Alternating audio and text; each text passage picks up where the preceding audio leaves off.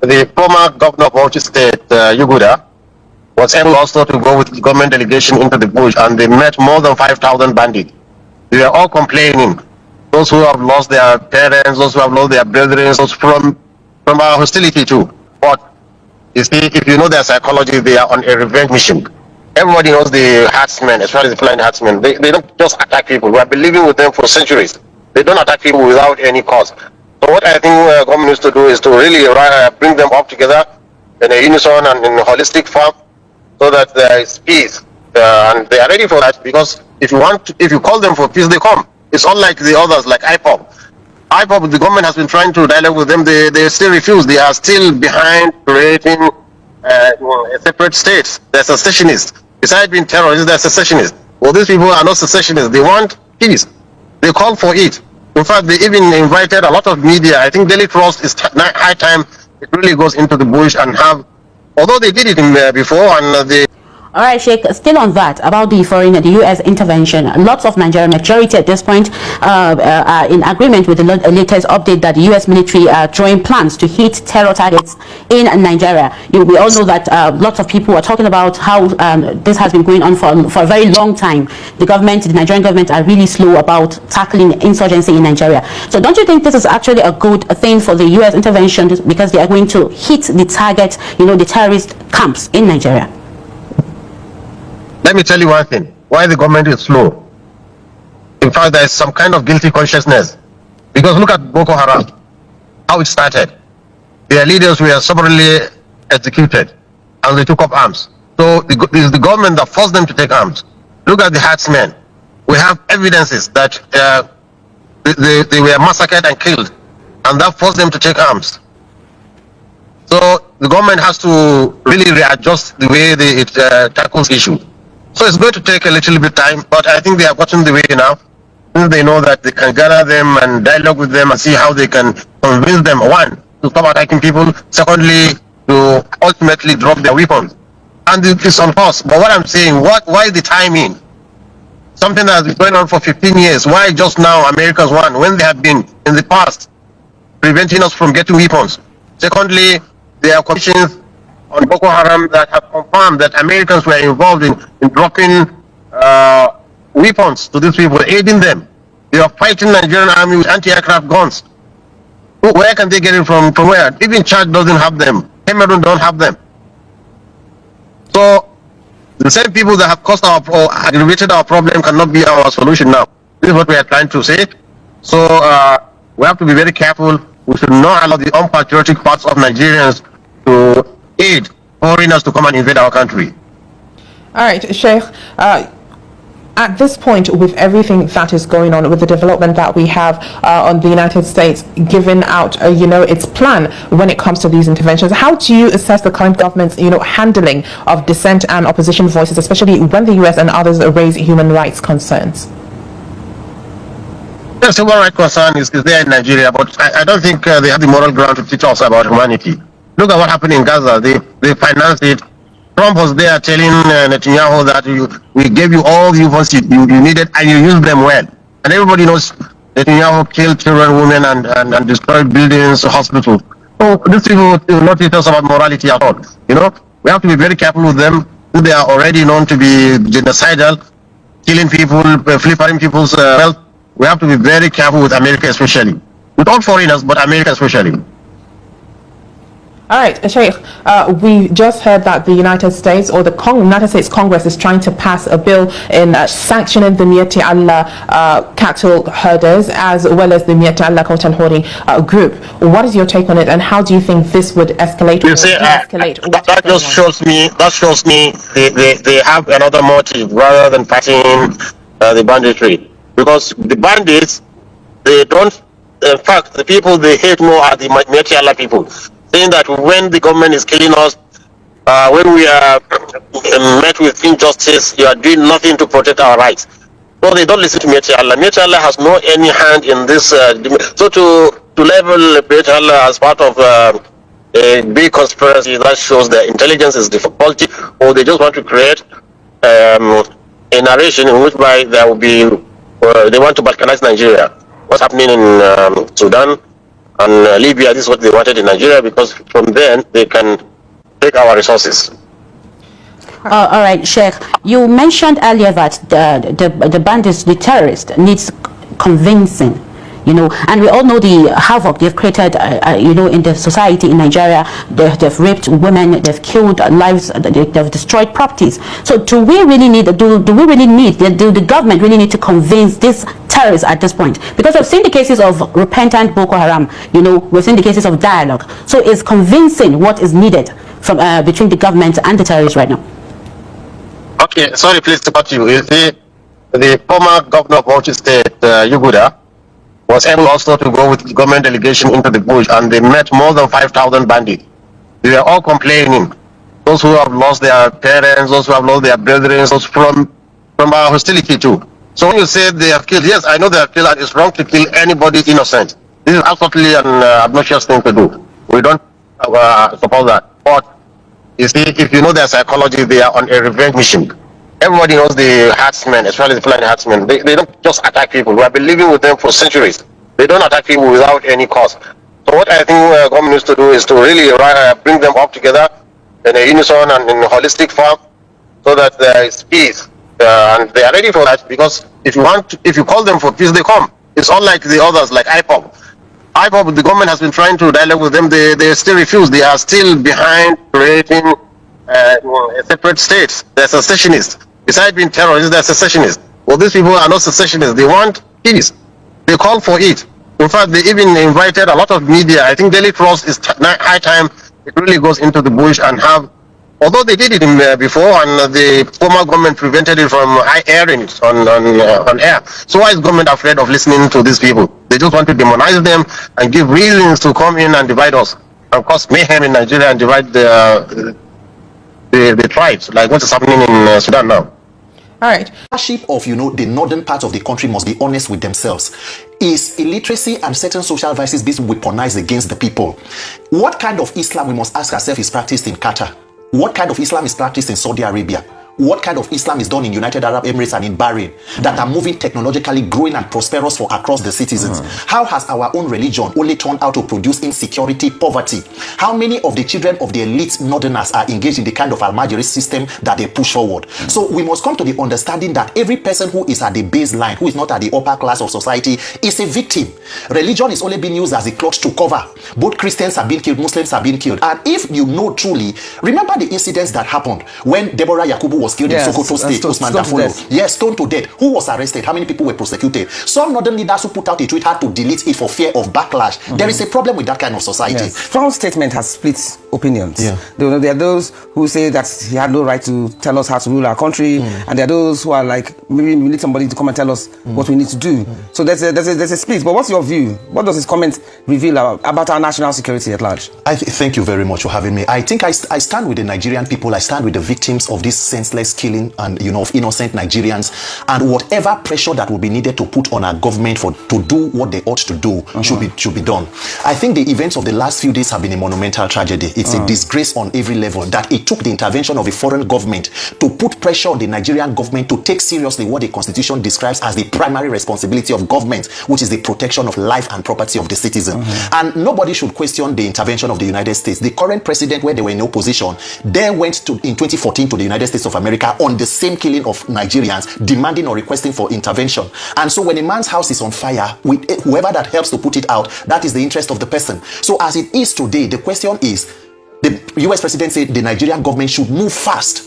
So the pressure should be on the Nigerian government to move fast, because I mean, if it went other climes, there should be some resignations at this point. Because when you have a series of events where citizens are being killed and there is no action from the leadership, or rather actions that seem to suggest that leaders are rather complicit in protecting criminals or giving them, a soft landing as against protecting innocent citizens, I think it is a monumental tragedy. And whatever that needs to be done, I mean, we are able to take grants and loans and whatever from the United States of America, so we should be able to take their warning and move fast. So President Bola Ahmed Tinubu, wherever you are, you should move fast to end these killings. Okay, are Nigerians angry at the messenger instead of the message? Do you understand? Is pride now replacing urgency in our country? And then secondly too, they keep going on about, oh, it's not just Christians that were killed, it's also Muslims. But the truth of the matter is that nobody's talking about the originators of the killings themselves. Very important. I mean, it is not about whether being angry at the messenger or taking the message. You cannot even be angry at the messenger because, as the other, my colleague has rightly said, there is a responsibility to protect under the United Nations Charter, and that a foreign government can step in. The US has invested a lot.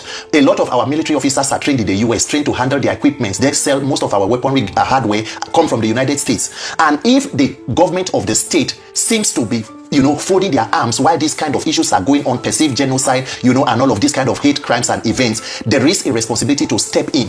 And then if we talk about, Muslims being killed and Christians being killed, the fundamental question will be, who is carrying out the killing? Exactly. And then if we now agree, because what it seems now is like, it is more shameful. Our response is not that there are no killings, is that, oh, US, you are not even saying it as bad as it is. Yes. So Christians are being killed, Muslims are being killed. Now the question will be, if Christians are being killed, Muslims are being killed, who has a problem with coming in to take out the killers? Exactly. I think there should be a mutual agreement that, oh, look, everybody is a victim of this issue, and then the terrorists themselves should be taken out.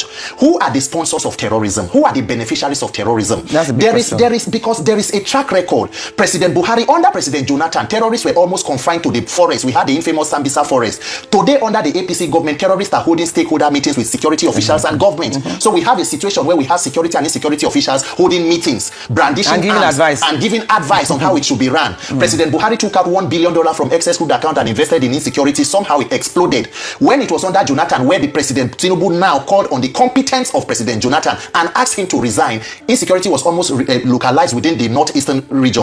Under the APC, the military is in active service across 36 states and the FCT. So right now, as it is, the question will be, what exactly is being done? And then you come as a president under this kind of administration, you outsource issues of defense to the National Security Advisor, and guess what? The president is chairing the Ministry of Petroleum.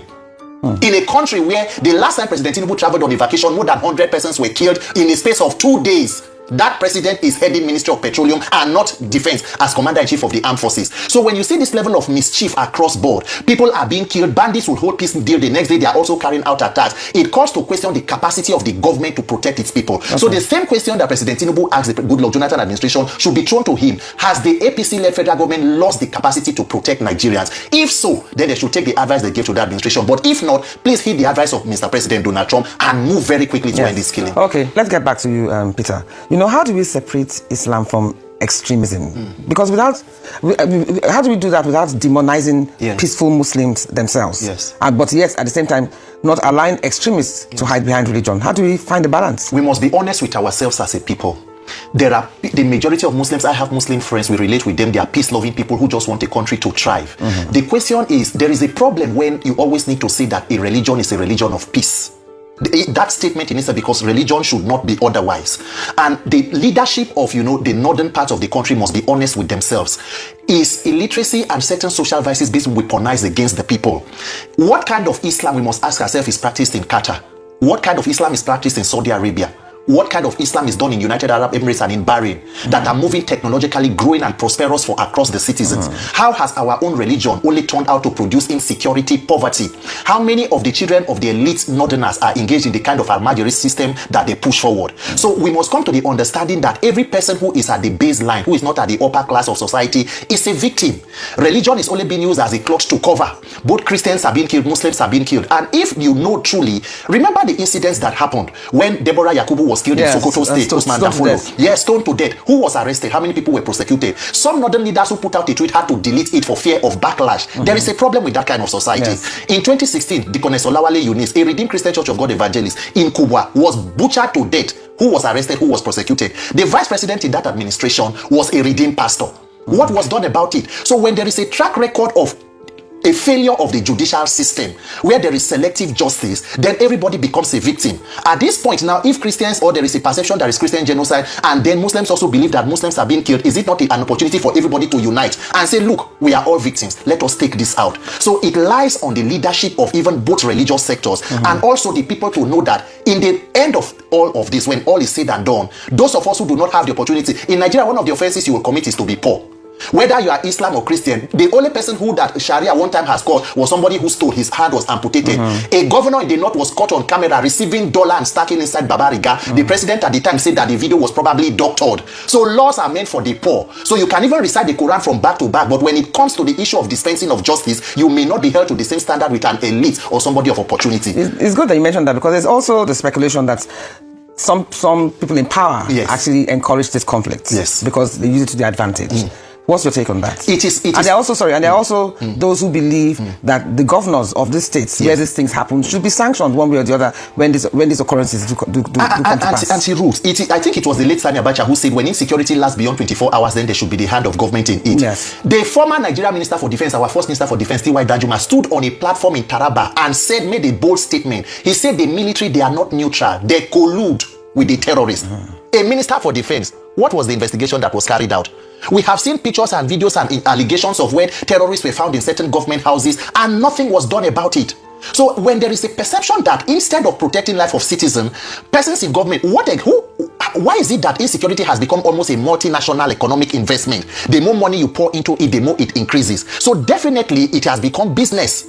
So if you can allow this kind of criminality to fester, the same Nigerian government that rejected the intelligence of the United States decided to start Operation Safe Corridor. How do you do repentant terrorists in the middle of a war when the victims of their killings and terrorism are still languishing in internally displaced person camps in conditions that are subhuman? That same country was spending billions rehabilitating known terrorists, allegations with even engaging them into the country's armed forces, and you say there is no collusion. You cannot say you are neutral. So until Nigerians realize that this is beyond what is being said, is less than what is not said. For the past, you know how many days now you can see the government running from pillar to post. For 2 years, you needed President Trump to tell you before you can appoint diplomats. We had no ambassadors manning our embassies across the country. The president they are more concerned with trying to pull people from one party and entering into the APC so that you can begin to sing on your mandate you shall fall. It is a colossal failure and a shame. But Nigerians must wake up and save ourselves. Okay. Let me get to our Abuja guest. So Chidi, you've heard what Peter has had to say so far, but I want to ask, because there was an allegation that an American captive was once held by Boko Haram, and America within 2 days, not 2 months, not 2 weeks, within 2 days rescued their citizen. So what I want to now ask is that if the US can rescue its citizens inside Nigeria within days, what stops deeper intelligence sharing? What stops it? What stops them sharing that with us? Is it lack of trust or political obstruction? I'm confused. Well, I mean, picking up just one victim of kidnap is not the same as dealing with the entire, gamut of, the kidnap industry. No, it's the length of time in which it was done. In the length of time in which it was done, this was 2 days. So that means, obviously... In any case, I mean, look, I get your point, but the thing is, we have to really come down to where we are. We are Nigeria, we're not United States of America. We've not gotten the kind of technology that they have. But what we should be talking about now is how do we... Yeah, definitely, that's what I'm coming to. You got it spot on. The point we are right now is the point where we can, seek for robust collaboration with America and other powers that have the capability to help us. As it is now, I don't think that doing it alone, by us, is the right way to go. But I will always urge that this idea of this excitement about America coming to do the job for us without our permission is not the best way to go. What we should talk about is how do we develop a robust structure to see a collaboration between America and Nigeria, to see that they can share their technology, share their intelligence, share their their experience, and then probably give us those leverages that can help us. I do not foresee a situation where we have foot on the ground or have American military camps across Nigeria. It never spells good for us. But look, the goal is actually to see how we can surmount these security challenges across the country. So any way the Americans can help us by making sure that we defeat terrorism is what every discerning Nigerian is talking about. But you see, we'll have to look at the bigger picture. Yes, you consider the immediate. Yes, you see the leadership failures. Yes, you see the incapabilities of some of our security agencies. Yes, you see the poor security architecture that have made it possible for us to rely only on the military. playing down on the role of the police. We have to see that we have to stop that idea that the military, the security, the intelligence and response agencies are not collaborating well. How do we threaten this? These are the issues we should be talking about now. I've gone beyond excitement about the fact that Americans say they are coming. I don't think that's what should be exciting us. What should we be talking about right now is how do we make sure that beyond the euphoria, beyond that anticipation, that we can get something on a sustainable basis without actually impugning on integrity of our sovereignty. This is what every nation should look at. I'm looking beyond the immediate administration, because I mean the crisis didn't start now. If you look at the charges from the American side, they actually talked about from 2009. So meaning that this thing has been a cumulative issue that have come to a boil now. So I am looking at where we are right now and where we ought to be in the nearest future. But of course, I'm mindful of the fact that a lot of Nigerians need that respite. There are people who are actually under terrible condition, that brought about by these security challenges. So any which way that we can stem the tide is welcome by me. But I'm only saying, let us look at the bigger picture. If we think that the best thing to do is to bring foreign boots on ground, at the end of the day, it might turn out not to be the best option. That's exactly what I'm trying to make. Thank you so much, Chidi, for your deep analysis of